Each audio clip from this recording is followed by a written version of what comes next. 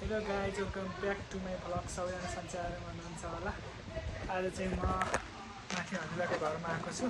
मेरो अस्तिको vlog birthday boy vlog अस्तिको भ्लगमा बर्थडे बनाएको बर्थडे बोय भाइ ईशान ईशान चोखाल। आज चाहिँ हामी कसको बर्थडे मनाउन आइरहेका छौँ ल भन्नुहोस्। कसको? पुसाजीको। हामी चाहिँ ईशानको पुसाजीको 13 बर्थडे मनाउन हजुरको घरमा म आएको छु। हाम्रो बहिनी लिजा बहिनी भागे हामी चाहिँ बर्थडे मनाउनको लागि सेलिब्रेसनको लागि तयारी गर्दैछौँ। भिनाजु चाहिँ मैले चाहिँ भिनाजु भन्न पर्यो। हाम्रो पुसाजी त तपाईँ होला नि।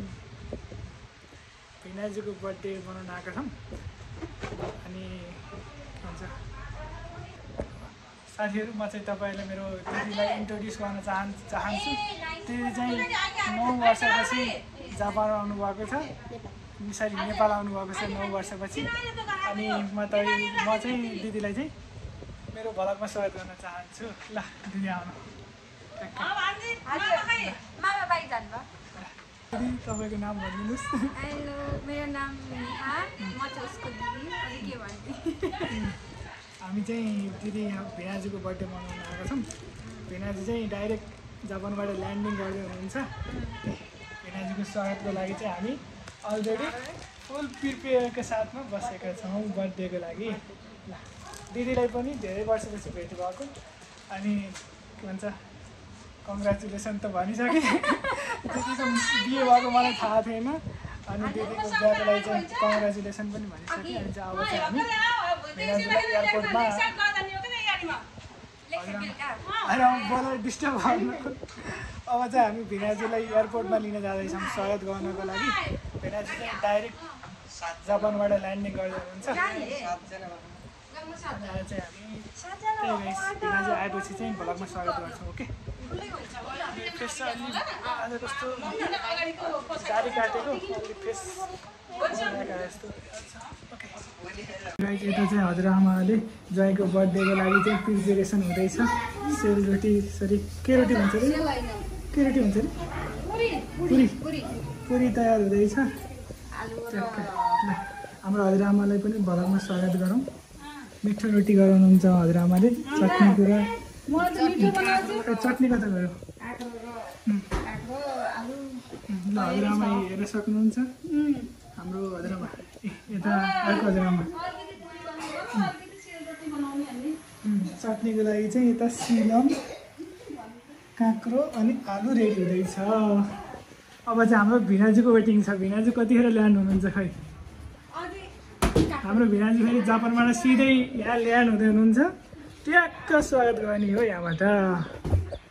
लगाइ हाम्रो जापानिज भिनाजु ट्याक्क ल्यान्ड भइसक्नु। दिदीले ल्याएर आउनुभयो हाम्रो जापानिज भिनाजुलाई एयरपोर्टबाट। ल अब घरमा चाहिँ स्वागत गरौँ।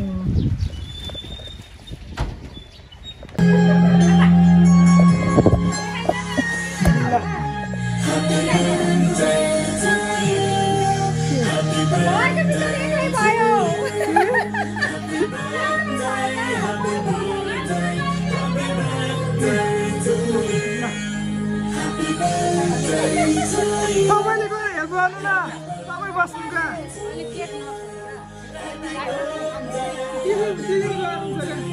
तपाईँ बसेर गर्नु।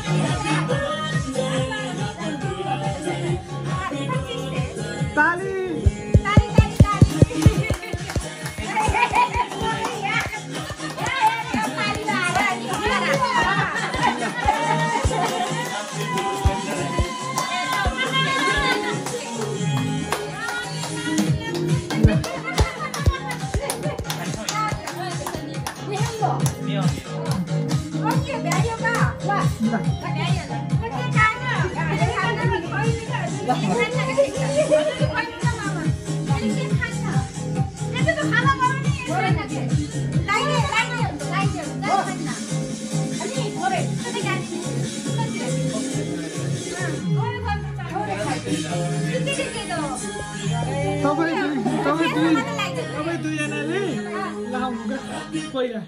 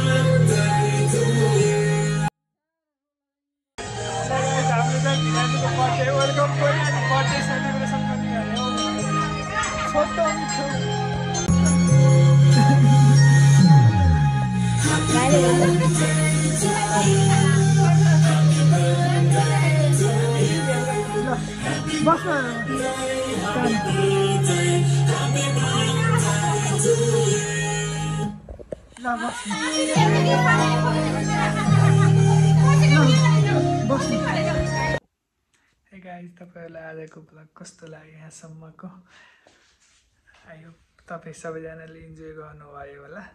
आजको ब्लग चाहिँ अलि अनएक्सपेक्टेड नै थियो मेरो लागि। म चाहिँ ब्लग नै बनाउँछु भनेर चाहिँ म चाहिँ गएको थिइनँ। उहाँ जाँदाखेरि चाहिँ दिदी आउनुभएको रहेछ अनि बिनाजुलाई वेलकम अनि बर्थडे सरप्राइज गर्ने प्लान गरिराख्नु भएको रहेछ। सो म त्यो प्लानमा चाहिँ पार्टिसिपेट हुने मौका पाएँ। I am very grateful and thankful to God that I am present over there होइन। अनि यो भिडियो चाहिँ युट्युबमा हालौँ कि नहालौँ के गरौँ भन्ने भइरहेको थियो। मलाई राम्रोसँग त्यति मैले राम्रोसँग क्याप्चर पनि गरेको थिइनँ अनि राम्रोसँग म आज प्रिपेयर पनि थिइनँ। अनि घर आएर सानो क्लिप हेरिराख्दाखेरि चाहिँ कस्तो छुट्टै एउटा मोमेन्ट क्याप्चर गरे जस्तो लाग्यो कि। अनि एउटा छुट्टै एउटा ह्याप्पिनेस भनौँ न। जापानिज भिनाजु भनिराख्दाखेरि नेपाली भिनाजु पनि हुनुहुन्छ, तपाईँहरूले माइन्ड नगर्नु होला। त्यही पनि जापानिज भिनाजु उहाँबाट दिदीको लागि आउनु अनि वेट गर्नु होइन। भोक तिर्खा नभनिकन नेपाल जस्तो ठाउँमा फर्स्ट टाइम कस्तो डर लाग्छ नि त। अर्काको देशमा हामीलाई त यहीँ आफ्नो देशमा त अरूको घरमा जाँदा कस्तो हुन्छ अनि उहाँबाट आउनु वेट गर्नु होइन। फर्स्ट टाइम नेपाल आउनु कहाँ जाने कसो गर्ने थाहा हुँदैन नि त।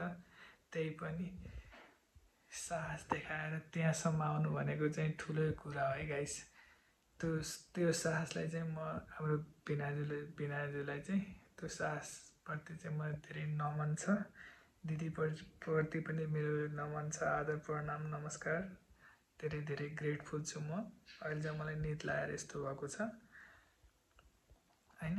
11 भइसक्यो, भिडियो बनाउन एडिट यताउता गर्दै गर्दै के भनौँ भन्दा भन्दै 11 भइसक्यो होइन। अनि त्यही हो, घरमा आएर चाहिँ मैले छोटो छोटो क्लिप हेर्दाखेरि चाहिँ एउटा छुट्टै मेमोरी क्रिएट भयो जस्तो लाग्यो। अनि मैले मोबाइलमा राखेँ भने त्यो चाहिँ हराउँछ, डिलिट हुन्छ या के हुन्छ।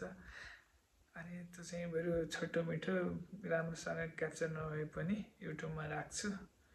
एउटा मोमेन्ट चाहिँ सेयर हुन्छ, सेभ हुन्छ भन्ने टाइपले चाहिँ मैले युट्युबमा राख्न जाँदैछु। तपाईँले पनि हेरिसक्नुभयो। म चाहिँ अन्तिममा आउनेछु।